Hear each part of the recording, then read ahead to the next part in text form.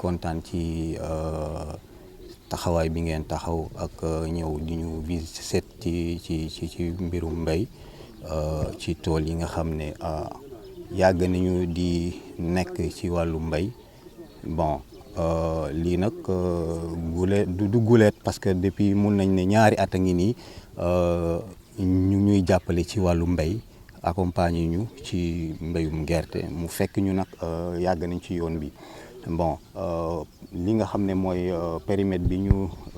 jot a béy fii mu ngi moitié d'hectare la jiw gerte bon moom moo fi ne daal waaw mbéy mi moom am nañ ci yaakaar bon man nag fii am naa fi ndox même su fekkee mbéy mi nar nañ manqué ndox maa ngi espérer jéem a pompe ma mën a am gerte boo xam ne war na mën a kii mat daal waaw parce que am naa ndox fii en même temps ma topp nawet bi. fu mu toll nii fu gerte gi toll. waaw gerte bi moom vraiment béy nañ benn période bi deuxième bi moom la ñuy war a toppaat pour mu mën a jàll. waaw initiative bi moom laa wax sànq rek ne initiative bi li ma ci dolli rek mooy ne DG parce que mel na ne daf ma fekk ci lii bu ma fekkee ci initiative bi man damay mën a ànd ak moom liggéey bi parce que am na ñoo xam ne ñoo ñuy topp ci lii bu ma gisee koo xam ne yaa ngi ci localité bi ñoo di ñu accompagner ci mbirum mbéy vraiment dama ci sawar kontaan ci moo tax ma topp ci moom ci idée bi moo xam ne moom la andi. non préfet fii moom parce que am na collectif bon taxul mu jafe trop quoi xanaa peut-être ci yeneen côté yi. dëgg Mbayar. waaw Souleymane mën nañu xam fii ñaata hectare nga fi bay. waaw maa ngi leen di nuyu di leen ziyaara di leen baalu àq di leen jox seen wàccuwaay di leen wax ne mbas mi ñu lambee nii yàlla na ko fi yàlla jële vraiment téye na lu bëri te yàlla moom lépp lu mu teg jàmm bi moom da nga koy nangu ci kaw li nga wax noonu fii moom 2 hectares la mais benn kii laa ci jëw 100 kilos laa jiw fii 2 hectares bi mu jëwul jee gerte gi jee mais vraiment ñu ngi sant yàlla daal gerte gi moom diirewul lool bu amee 2 mois ak lu teg ci la yem wax dëgg fa yàlla moom ñu ngi ciy góorgóorlu daal te DG moom nekk na koo xamante ne kenn amul lu ñu koy fay vraiment wax dëgg fa yàlla moom yàllaa koy fay xolam te li mu def ci Saafeen amul ko fi mus a def vraiment wax dëgg fa yàlla amuñu fayam. gis nañ ni dëkk bi bëri na ay xeer trop. est-ce que suuf si neex naa bay. waaw suuf si moom am na côté yoo xamante ne neex na ñu béy am na côté yoo xamante ne xaw naa naxari quoi mais suñu côté yi moom yëpp at problème moom waaw. fan la gerte gi toll nii. gerte gi fi mu toll nii commencé na tóor na ba commencé na kii am benn sax ci suuf.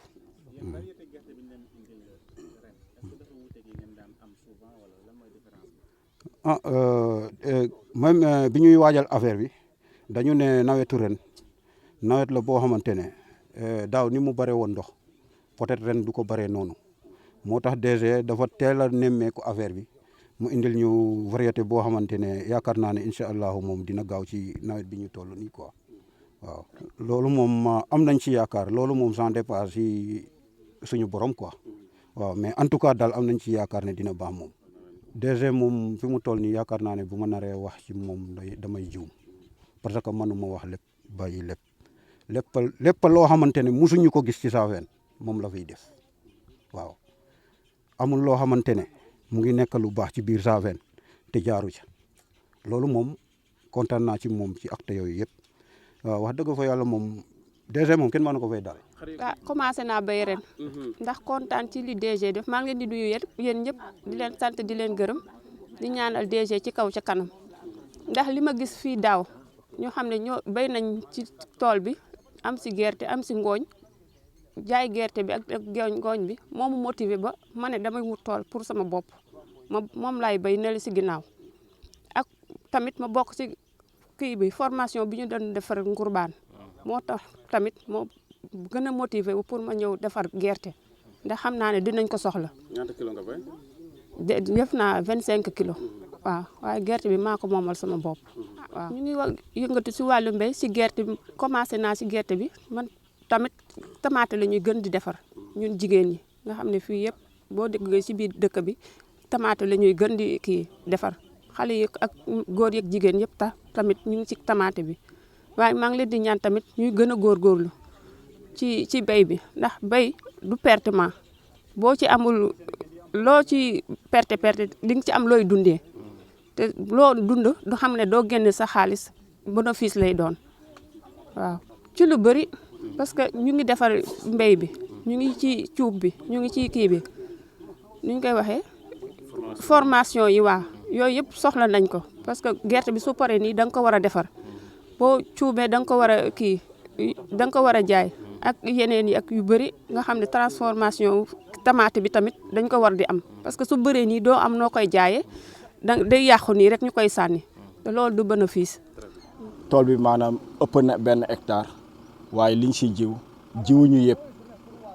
yëpp ndax ñu ngi amoon 50 kilos gerte moom lañ fi jiw mooy li ngeen gis ni ànd ak benn 100 kilos engrais. waaw alhamdulilah daal ñu ngi siy sant yàlla mën nañ wax ne amaguñ si jafe-jafe ndax fu mu nekk ni mën naa wax ne jaar nañ si ñaari yoon labouré nañ ko ak fas après ñu ngi siy jaaraat nii pour béy ko ak loxo même fii nii mën naa wax ne béy naa ko ñaari yoon ak loxo xëy na engrais biñ ci def moo waral gàncax bi gaaw mu jógee nii waaw. suuf si naqariwul béy. non suuf si moom alhamdulilah naqariwul béy comme ni ngeen ko constaté. lan ngay wax DG mi nga xamante ni moo initié projet bi. waaw DG dañuy koy jaajëfalaat ndax du la première fois daaw defoon na initiative mu nekk loo xamante ne alhamdulilah waa Saafeen yëpp gis si seen bopp wan askanu Sénégal ne Koursaafi dëkku mbay la am nañ suuf soo xamante ne dañoo war a bay ren jii bu ñëwee defaat ko bon donc amuñu leneen loo xamante ne moom lañ ko lu dul jaajëfal ko di ko ñaanal yàlla pousse ko fa nga xamante ne fa la war a egg fa la bëgg a egg ñun ñi nga xamante ne ñoom ñoo topp si ginnaawam ñun ñi nga xamante ne bëggal nañ ko loo xamante ne amaana li nga xamante ne mu ngi koy mbëbët si xelam buñ ko si jàppale moom dina réussir loolu yëpp ñu ngi ko siy gunge di ko ñaanal bu baax a baax di wax ne moom xamal na Sénégal ne xamal ne askanu Sénégal ne mbay moom la waa Saafeen di dund contrairement niñ ko daan déggee ne buñ daan dégg mbay séeréer si ñi lañ daan yaakaar ne ñoom ñooy bay par rapport li ñu def daaw ak ren jii nii DG Mamadou Ndione gàcce ngaalama wan na askanu Sénégal ne mbay am na Koursaafi te seen suuf si dañ koy bay.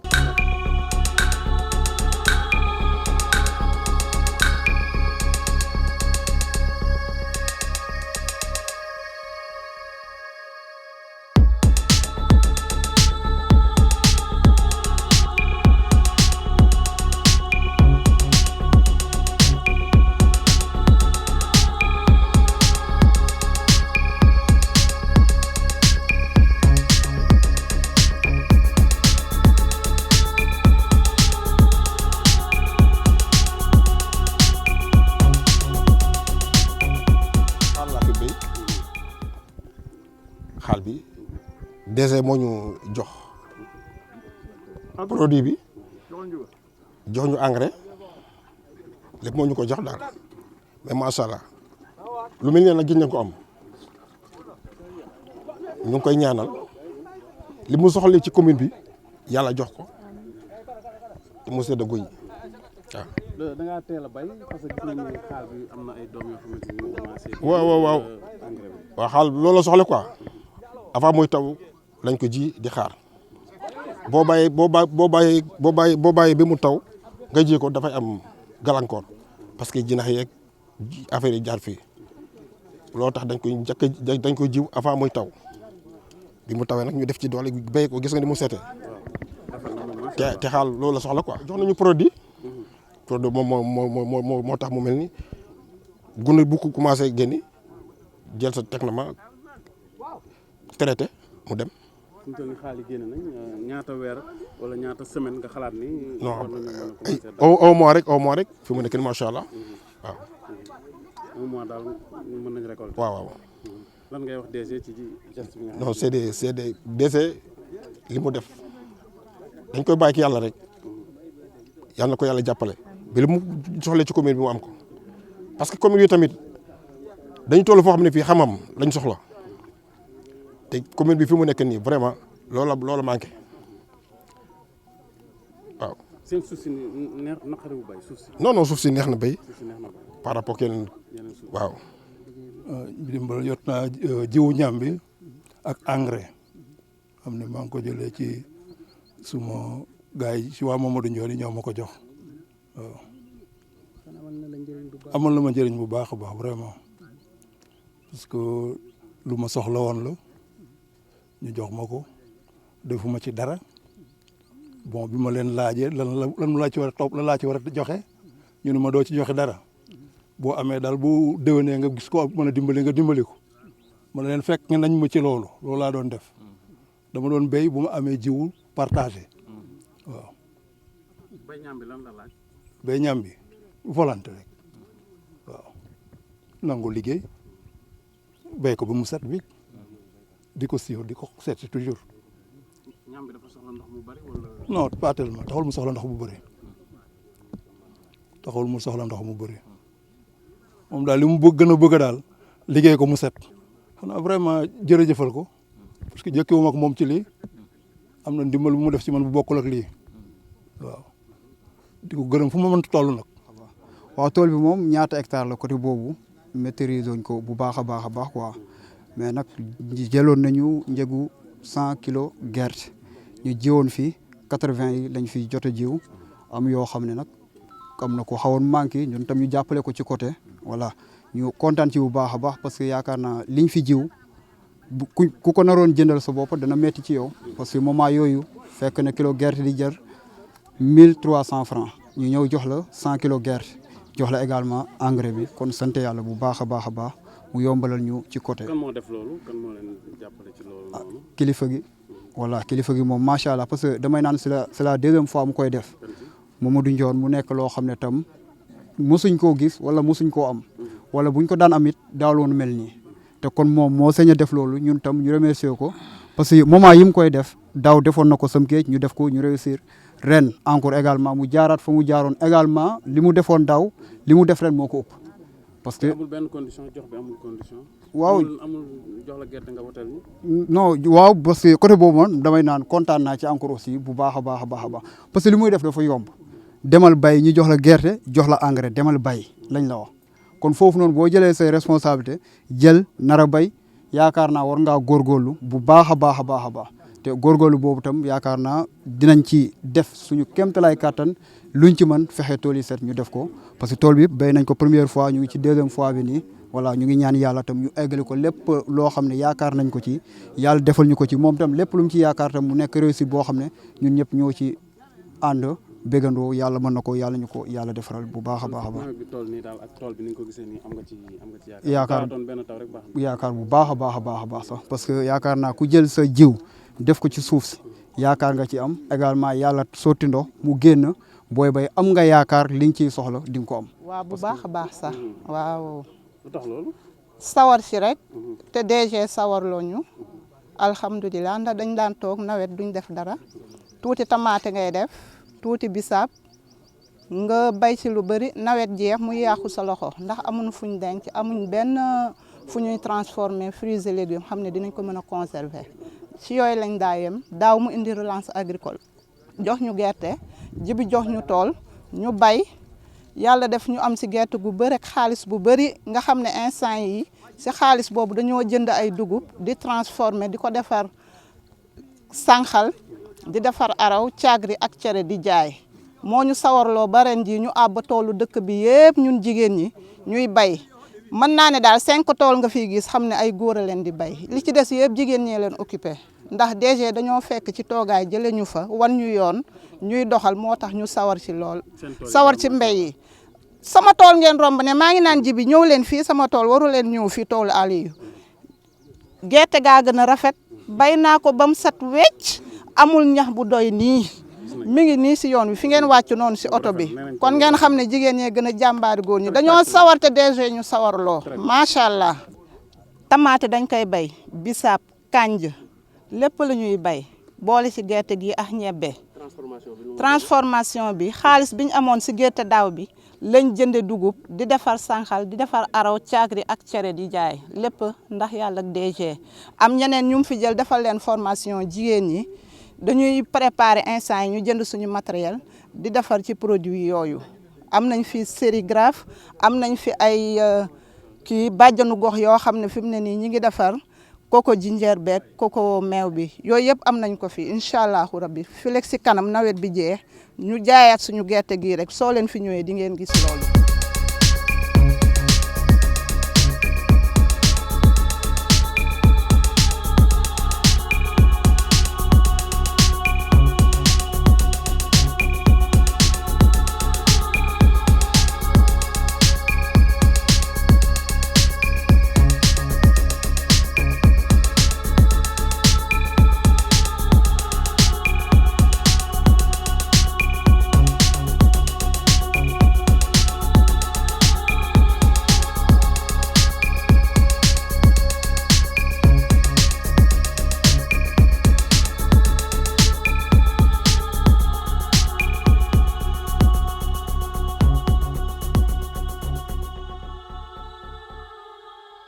Merci. Ren sax du ñu wax relance dañuy wax plutôt consolider parce que daaw lañ doon def relance projet bi le directeur général du COSEC dëkk fii ci Diass initié woon ko mu tegoon ko suñu loxo donc par rapport ak impact li nga xamante ne mooy Covid-19 bu daaw bi moo taxoon mu indi projet bi pour permettre aussi waa commune du Diass ñu mën a def résilience par rapport ak impact économique yi nga xamante ni feebar bi indi woon na ko donc ñu defoon ko daaw mu nekkoon réussite totale ren aussi mu indiwaat projet bi pour consolider pour continuer le projet donc en termes statistiques par rapport ak li ñu defoon daaw mën naa ne ren dañoo doubler lépp parce que daaw en termes de semences 3 tonnes lañ defoon ren on a distribué 6 tonnes semences mu ànd ak 16 tonnes d'engrais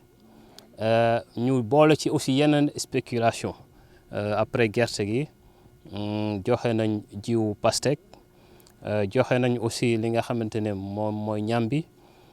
joxe nañ li nga xamante ne mooy ñebbe joxe nañ aussi bisaab ak mu nekk kii spéculation yu bees yoo xam ne introduire nañ ko ci programme bi donc en termes de superficie ren on a un peu plus de 100 hectares boo defee cumul bi et on a atteint un peu plus de 130 producteurs au niveau de la commune de Diass yi nga xamante ne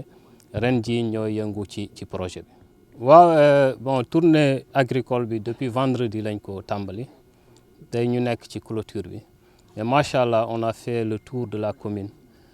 ci producteurs yu bari muy nekk tool yoo xam ne mën nañ ko tuddee ay tool pilote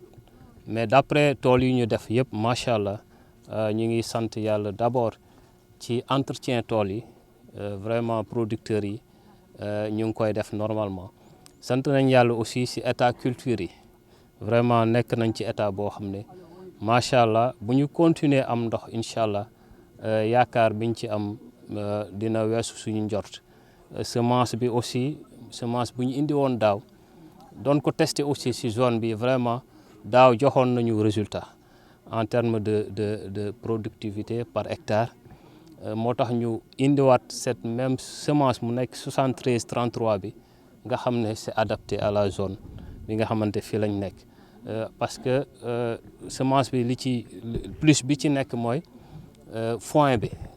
foin bu muy indi mooy foin bi nga xam ne c'est plus prisé par les éleveurs ñi nga xamante ne vraiment producteurs yi bu ñu paree dañ koy njëkkante donc mu nekk semence boo xam ne bu am solo la dañuy liggéey ci cadre coopérative actuellement cette année on a mis en place la coopérative bi nga xamante ne dafay regrouper les agriculteurs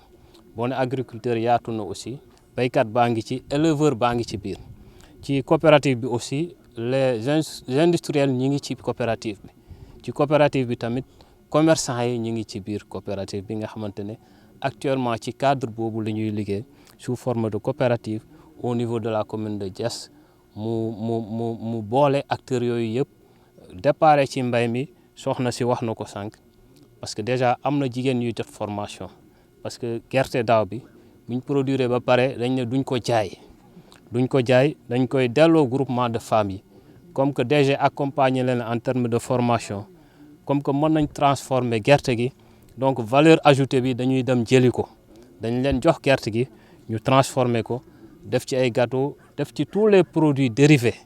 pour am li nga xamante ne mooy valeur ajoutée gerte gi loolu lañ doon liggéeyee daaw loolu aussi la ñuy reprendre ren ful ko aussi parce que on a investi grâce à l'accompagnement du DG ci li nga xamante ne moom mooy unité de transformation surtout gerte bi boo xam ne DG jàppale na coopérative bi ba unité de transformation boobu disponible na matériel yu bari disponible na batteuses yi aussi ñëw na pour li nga xamante ne gerte gi bu ñëwee ñu mën koo liggéey normalement unité yooyu yëpp ñëw na pour accompagner sur toute la chaîne li nga xamante ne moom mooy producteurs yi li nga xamante ne mooy wàllu gerte bu jógee ci producteurs yi ñu transformer ko aussi dafay dem ci commerçant yi aussi donc dañoo bokk ci chaîne bi ñu nekk ci fin wu chaîne bi DG yemul foofu aussi dafa ubbi une boutique made in Diass nga xam ne produits locaux yi nga xamante ne mooy jógee ci terroir bi mu nekk vitrine bi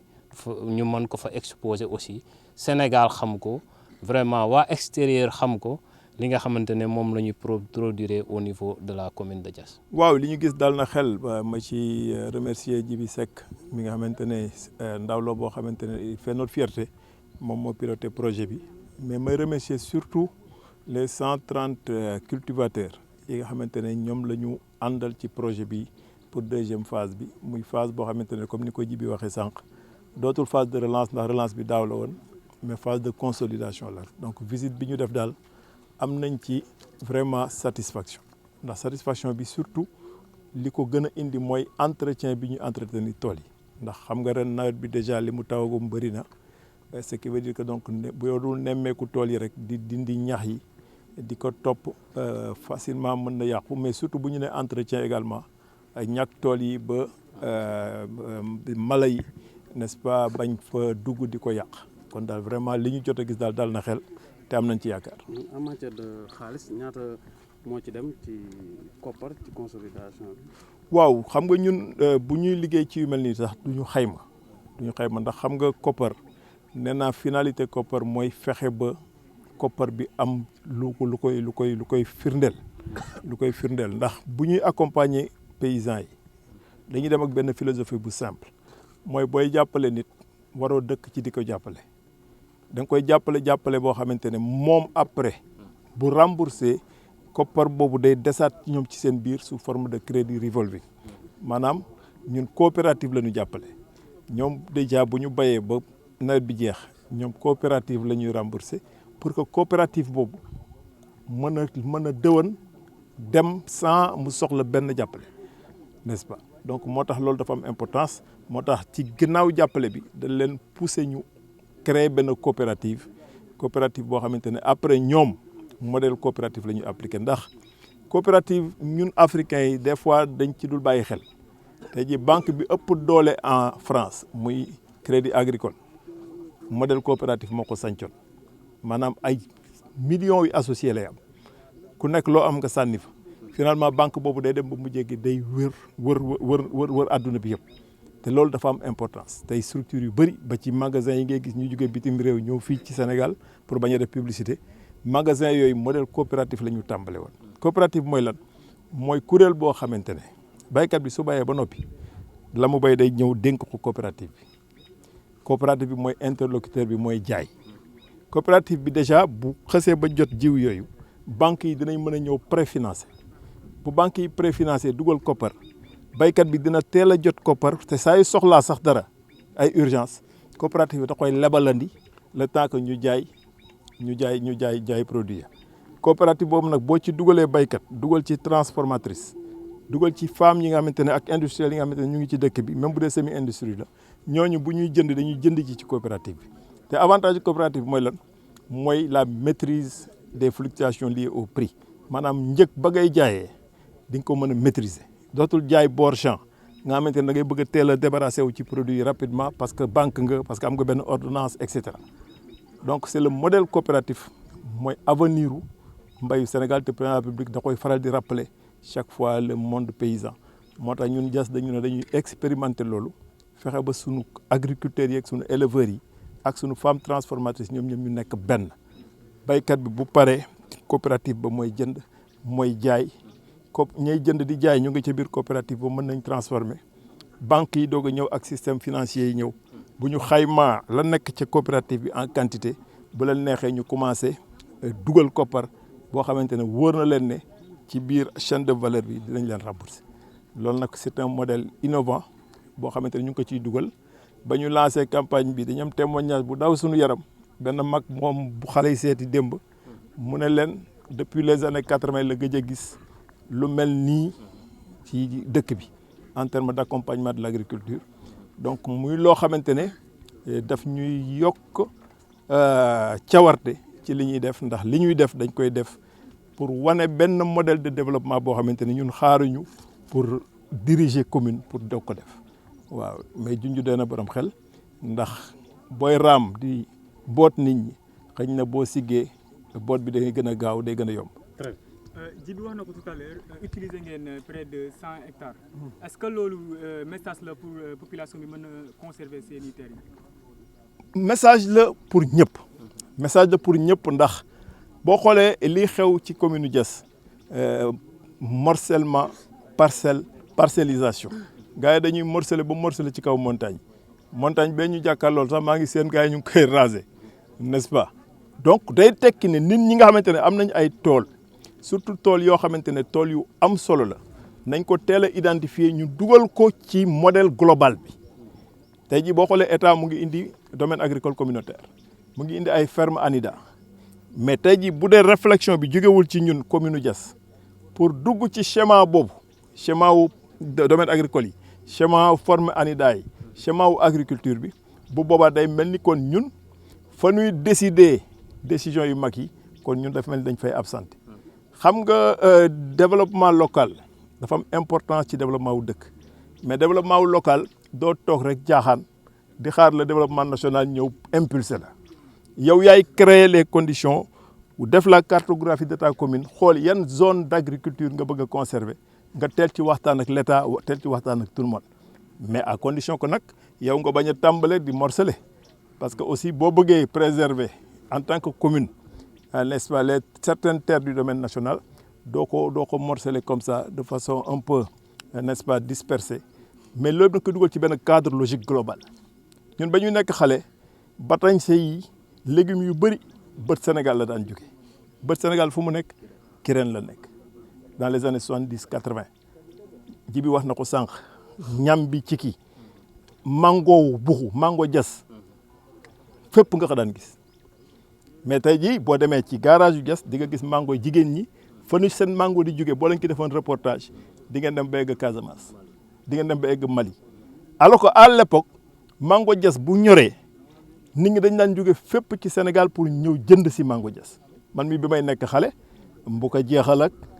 bopp golo lañ koy wax xam mooy mango bu ndaw boobu nga xamante ne dafa am suukar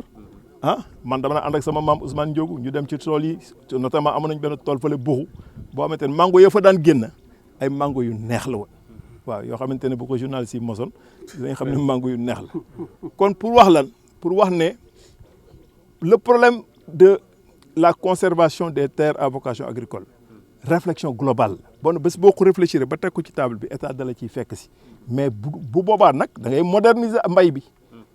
moo tax ma ne la les coopératives qu'on va mettre en place c'est pour un développement endogène autocentré et auto-entretenu fexe ba ñoom ñu waxtaanee ko ñu ñëw accompagner leen bu boobaa commune bi mën na ne chaque année si sama budget am na lu ma ci jagleel coopérative bi à condition que mu nekk coopérative bu inclusive boo xamante ne inclusivité boobu dina tax ba ñoom ñëpp ñu gis ci seen bopp. cheetetetet mais yow sawaay yow fu ñu la fekk yaa ngi ci kanamu ordinateur bi wala sa kanamu tablette ba sa téléphone portable lu xew mais damay lire ay information